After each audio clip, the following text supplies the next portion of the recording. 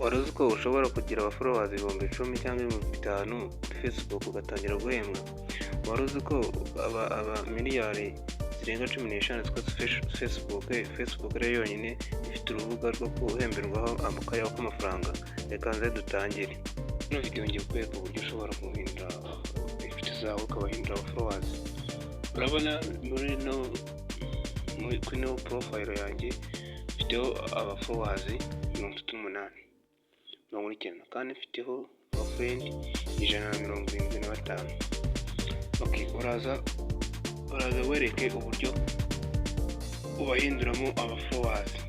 Nawe ufite inshuti 5,000 baba wakwemererwa kuba monetize kandi wakwemerera guhembwa na Facebook.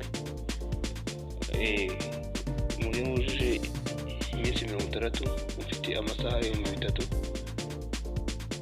byibura warabonye abaforowazi abafrendi 5,000 wakwemera kuba monetize mu bigo byemerera kuba monetize mu Rwanda ntabwo twemerera kuba monetize. Okay, tudatinze rero hanze niba waraduforowinze dukomeze tubane muri video zacu za buri munsi. Uraza ujye kwa turutudomo dutatu hano hirya handitse edit profile, urangiza ukandemo ahangaha hari akaziga k'umweru, uraza ukandeho.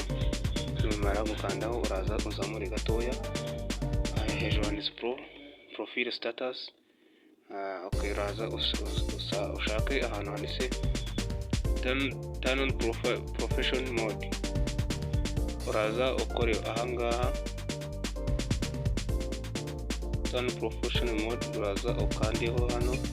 Numara kuhakanda urasoma ibijyanye na followers no kugorowinga za video.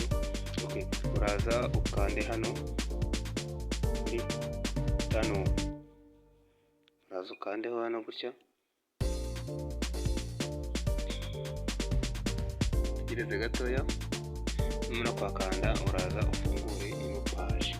Uraza ukande hano set post address to public.